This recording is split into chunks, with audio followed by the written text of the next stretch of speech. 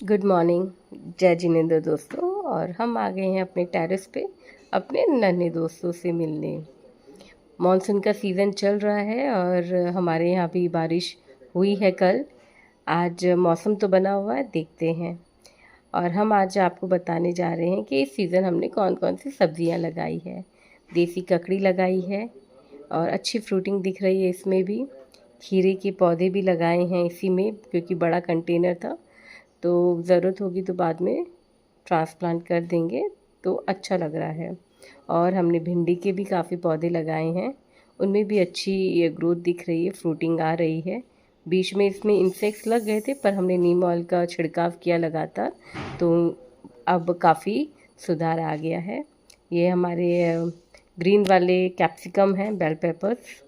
और ये एक काकड़िया, मारवाड़ में इसे काकड़िया भी बोलते हैं, काचर भी बोलते हैं। उसके बीज हमने घर में ही सुखाए थे और उनसे हमने ये पौधा लगाया। ग्रोथ अच्छी दिख रही है, फ्लावरिंग भी हो रही है। अब देखते हैं इसमें फ्रूटिंग कब आती है। पहली बार लगा रहे हैं तो इसके बारे में ज़्यादा नॉलेज नहीं है, देखते हैं कैसा होगा। और साथ में हमारे करेले का भी पौधा अच्छा ग्रो कर रहा है और फ्रूटिंग भी अच्छी दिख रही है, फ्लावरिंग भी काफ़ी आई हुई है। और भी 2 पौधे और लगाए हैं, देखते हैं उनमें कैसी ग्रोथ है।